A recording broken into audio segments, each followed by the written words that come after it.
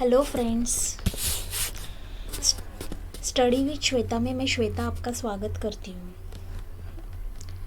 हमने आने वाली 12th की बोर्ड एग्ज़ाम के लिए 100% श्योर टॉपिक स्टार्ट किए हैं। मैं आपको वही चैप्टर्स पढ़ा रही हूँ जो 12th में बहुत बार आ चुके हैं या इस बार के एग्ज़ाम में आने की पूरी संभावना है। इससे पहले ओसी में मैंने आपको हेनरी फेयोल के 14 प्रिंसिपल्स ऑफ मैनेजमेंट में पढ़ा चुकी हूँ। अच्छे से आपको डीपली एक्सप्लेन किए भी है। उसके पहले वाले वीडियो में मैंने मैनेजमेंट के nature of management and importance of management ये क्वेश्चंस हुए हैं। लास्ट वीडियो में मैंने प्लानिंग के इम्पोर्टेंस आपको बताए थे। आज मैं नेक्स्ट वीडियो लेके आई हूँ जिसमें है ऑर्गेनाइजिंग एंड इट्स इम्पोर्टेंस। इससे पहले वाली वीडियो अगर आपने नहीं देखी हो तो आप प्लीज़ चैनल पे जाके उसको देख लेना, क्योंकि ये सारे जो चैप्टर्स है वो इंटर रिलेटेड है। ऑर्गेनाइजिंग देखने से पहले आपको प्लानिंग समझ में अगर आया होगा तो ऑर्गेनाइजिंग समझने में और आपको ईजी जाएगा। ऑर्गेनाइजिंग की मूनी एंड रेली जी ने एक छोटी सी डेफिनेशन दी है। Organization is the form of every human association for the attainment of a common purpose. एक जो कॉमन पर्पस है, एक गोल है, उसको अचीव करने के लिए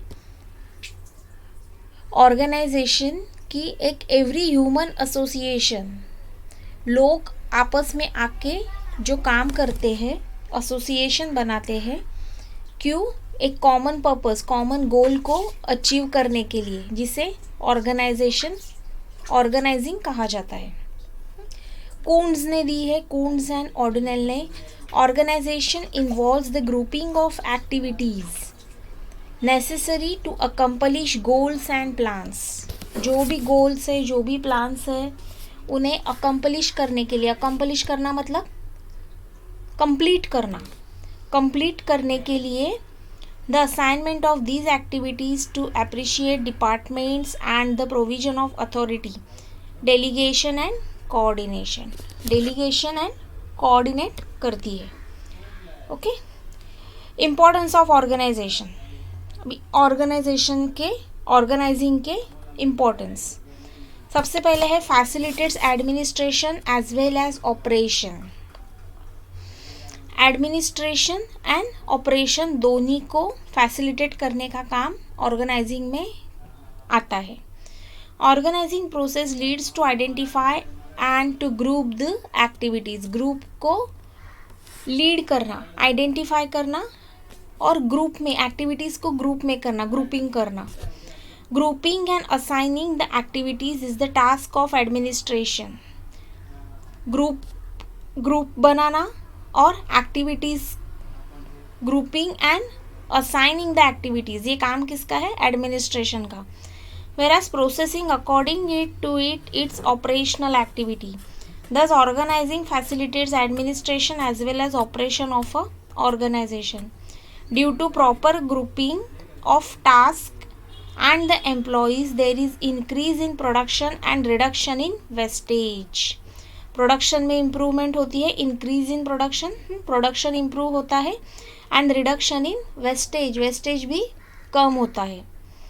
duplication of work is restricted and effective delegation becomes positive.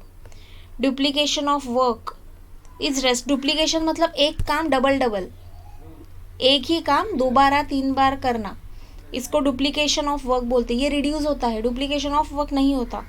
Effective delegation becomes possible. Effective delegation का मतलब होता है, आपको बताया मैंने इसमें हेनरी फेयोल जी के प्रिंसिपल्स में, डेलीगेशन ऑफ अथॉरिटी मतलब अथॉरिटी अपने आपके पास जो भी अथॉरिटी है, आप उस अथॉरिटी, उस पावर से सामने वाले को काम डेलीगेट देते हो। Being specialization, organizational structure is a network of relationship in which the work is divided into units and departments. आपका जो भी काम है वो डिफरेंट डिफरेंट यूनिट्स में, डिफरेंट डिफरेंट डिपार्टमेंट्स में बांटा जाता है, अलोकेट होता है. This division of work helps in bringing specialization in various activities of organization. Organization की जो भी अलग अलग एक्टिविटीज़ है उसमें स्पेशलाइज करने का काम यहाँ से होता है. Specialization in activities leads to increase in organizational efficiency. Organization की इफ़िशियंसी उसमें इम्प्रूव होती है. Define the jobs properly. जो भी काम है वो अच्छे से सबको डिफाइन कर देना. मतलब organizational structure helps in putting right men on right job, which can be done by selecting people for various departments according to their qualification, skills and experience. जो पर्सन, अगर किसी की कम्युनिकेशन स्किल बहुत अच्छी है तो उसको आप कस्टमर केयर एग्जीक्यूटिव बना दो, तो वो काम वो पर्सन अच्छे से कंप्लेंट्स हैंडल कर सकता है या अपने व्यूज़, अपनी ओपिनियंस कस्टमर को अच्छे से दे सकता है. तो जिस पर्सन का जो भी क्वालिफिकेशन है या उसमें जो स्किल है, जो टैलेंट है, वो देख के उसको काम डेलीगेट करना चाहिए. ठीक है. सो डिफाइंस जॉब प्रॉपरली. जो पर्सन बात ही नहीं करता है, बहुत कम बात करता है, उसको कस्टमर रिलेशनशिप में अगर डालेंगे तो वो कुछ क्वेरी हैंडल नहीं होगी, उल्टी कंपनी के ऊपर ऐसा आएगा कि इनका एग्जीक्यूटिव अच्छे से बात भी नहीं करता है. सो पर्सन की क्वालिटी पहचानो और उनको काम दो, इसका मतलब ये होता है सिंपल लाइन में. Next, clarifies authority and responsibility. Authority किसके पास होती है? सुपीरियर, जो आपके बॉस होंगे उनके पास authority, managers. And responsibility staff को निभानी पड़ती है. मैनेजर जो भी ऑर्डर देंगे उनको फॉलो करने का काम, यही रिस्पॉन्सिबिलिटी किसकी है? स्टाफ की. This can be done by delegating the authority to every manager and clarifying the way he has to exercise those powers so that misuse of powers does not take place. Power का misuse नहीं हो सकता. Next, establishes coordination. ये कल के video में भी मैंने बताया था आपको प्लानिंग के, कि ये कोऑर्डिनेशन करने का काम कंपनी में जितने भी अलग अलग डिपार्टमेंट्स है, जैसे मार्केटिंग है, सेल्स है, प्रोडक्शन है, फाइनेंस है, ह्यूमन रिसोर्स मैनेजमेंट है, जो भी जितने भी डिपार्टमेंट्स है, सारे डिपार्टमेंट को एक दूसरे से कोऑर्डिनेट करने का काम, कम्युनिकेशन स्किल उनमें बढ़ाने का काम कौन करता है? ऑर्गेनाइजिंग से ये पॉसिबल होता है. Helps for effective administration. This function determines different positions, departments, activities and the roles are clearly structured. The utmost care is taken while placing right person in right job with right authorities and responsibility. Correct person को correct job दिया जाए. वही मैंने जैसे पहले ही कहा कि जिस पर्सन में जो जो स्किल है, जो टैलेंट है, उस हिसाब से उसको जॉब दिया जाए. This all leads to efficient and effective administration. Efficient and effective administration. Administration effective होने में बहुत हेल्पफुल होता है. Helpful for growth and diversification. Company का ग्रोथ एंड डाइवर्सिफिकेशन होने के लिए बहुत ज़्यादा इम्पॉर्टेंट रोल प्ले करता है कौन? ऑर्गेनाइजिंग. क्योंकि कोई भी चीज़ आपकी कंपनी की, हर एक चीज़ अगर प्रॉपरली ऑर्गेनाइज होगी तो आगे जाके बहुत सारी तकलीफ़ें होती है वो अपने आप कम हो जाती है. कोई भी चीज़ आप देखो, एग्जाम्पल देती हूँ, आपके अभी एग्ज़ाम है मार्च में, फेब एंड में आपका बोर्ड्स के एग्ज़ाम्स है. आपने अगर पहले से आपकी स्टडी अच्छे से ऑर्गेनाइज है, जिन जिन बच्चों को ऑलरेडी पढ़ के हो चुका है, जो अभी रिवीजन कर रहे हैं, बोर्ड पेपर सॉल्व कर रहे हैं, उनको एग्ज़ाम में कुछ प्रॉब्लम नहीं आएगी. लेकिन कुछ कुछ बच्चे ऐसे ही होते हैं जिनको सिलेबस अभी तक भी ऐसे बच्चे हैं जो सिलेबस उनको पता नहीं. आप उसको पूछो फर्स्ट लेसन का नाम क्या है, सेकंड लेसन कौन सा है, नहीं पता. तो उनका कुछ ना ही प्रॉपर प्लानिंग है, ना ऑर्गेनाइजिंग है, कुछ नहीं. वो सोचते हैं हम जनवरी में स्टार्ट करेंगे, फेब में एग्ज़ाम देंगे. सो ऐसी सब चीज़ें. तो दिस इज़, ये अच्छा एग्जाम्पल है ही नहीं कि मतलब वो स्टूडेंट प्रॉपरली ऑर्गेनाइज नहीं है। जो अभी रिवीजन कर रहे हैं, जो previous year question paper solve कर रहे हैं, उनका आप कुछ तो 80 के ऊपर एक्सपेक्ट कर सकते हो कि ऑलरेडी इनका बुक हो चुका है पढ़ के, या अभी रिवाइज कर रहे हैं, बोर्ड पेपर सॉल्व कर रहे हैं, अपने प्रोफेसर से चेक करके ले रहे हैं। बहुत फ़र्क पड़ता है इन बातों से, ठीक है। उसी तरह कंपनी का भी है। कंपनी की ग्रोथ एंड डाइवर्सिफिकेशन होने में ये बहुत हेल्पफुल है। ऑर्गेनाइजिंग, सभी चीज़ें अगर प्रॉपरली पहले से ऑर्गेनाइज होती है तो उसमें आगे जाके ज़्यादा प्रॉब्लम नहीं आती। Create sense of security, company को सिक्योर करने का काम करते हैं। Sense of security, organizational structure clarifies the job position, it clearly states the duties and responsibility of everyone. Everyone मतलब ईच एंड एवरी पर्सन जो वहाँ पे काम कर रहे हैं, सबकी ड्यूटीज एंड रिस्पॉन्सिबिलिटीज को बताने का काम ऑर्गेनाइजिंग में होता है। एवरीवन कैन वर्क अकॉर्डिंगली, खुद के हिसाब से सब कोई काम करता है। Clarity in jobs and powers helps in increasing mental satisfaction.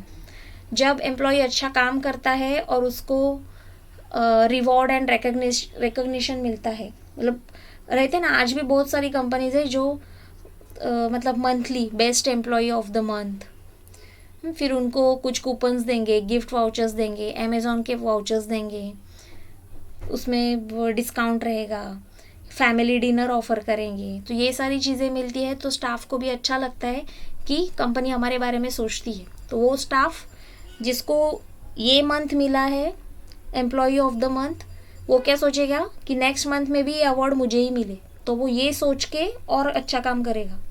और जिन लोगों को नहीं मिला है वो क्या सोचेंगे कि नेक्स्ट मंथ में हमें मिले, तो वो भी खुद से और अच्छे से काम करेंगे, और जिसको मिला है वो भी परफॉर्म करेगा। सो ऐसी ट्रिक्स रहती है ऑर्गेनाइजेशनल डेवलपमेंट करने की। Okay, scope for innovation. Innovation, नए नए आइडियाज़ आएंगे, न्यू टेक्नोलॉजीज़ आएंगी, तो लोगों को भी अभी देखिए बहुत हेल्पफुल होता है। जैसे पहले, सबसे पहले तो बल्ब भी नहीं, मोमबत्ती पे काम चलता था। मोमबत्ती से भी पहले लालटेन था, बल्ब आया, जब बल्ब आया बाद में ट्यूबलाइट आई, एलईडी आई, बहुत सारे इम्प्रूवमेंट हुई। इनोवेशन हुआ जिसका फ़ायदा पूरी सोसाइटी लेती है, समाज उसका यूज़ करता है।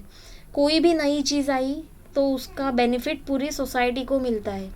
स्टूडेंट्स, अभी हम ऑनलाइन टीचिंग कर रहे हैं, पहले तो आपको पता है प्रॉपरली बेंचेस भी नहीं रहते थे बच्चों को पढ़ने के लिए। बहुत सारे मतलब आप पुराने 30-35 ईयर्स बैक देखो, आपके पेरेंट्स या उनसे भी पहले आपके दादाजी नानी जी जो रहेंगे, उनको पूछो उनके टाइम पे स्कूल्स की हालत कैसी रहती थी। तो अभी जो हुआ है ये क्या है, इनोवेशन है। आप मेरा लेक्चर आपके घर में, आप घर में हो, कॉलेज में हो, कहीं पे भी हो, आप सिर्फ ईयरफोन डाल के आप लेक्चर स्टार्ट। ये क्या है, technological changes, innovation in education, digital education जिसको कहा जाता है। डिजिटल एजुकेशन इसे ही कहा जाता है कि स्टूडेंट्स और टीचर के बीच का डिस्टेंस कम हो। मैं एजुकेशन का सब एग्जाम्पल दे रही हूँ, आप रिलेट आपको करना है कंपनी से। वैसे कंपनी और एम्प्लॉयज़, कंपनी और कस्टमर्स, इनके बीच का जो दूरी है वो कम की जाए। वो कैसे कम की जाती है, इनोवेशन में।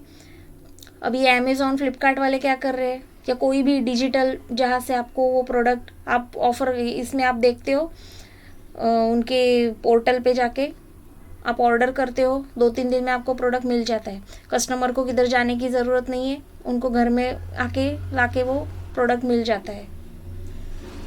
तो ये क्या है, इनोवेटिव चीज़ें। और भी अच्छी ऑफर्स, और 10 साल बाद आप, 10 भी नहीं, 5 साल के बाद इसमें भी और इनोवेशंस देखेंगे।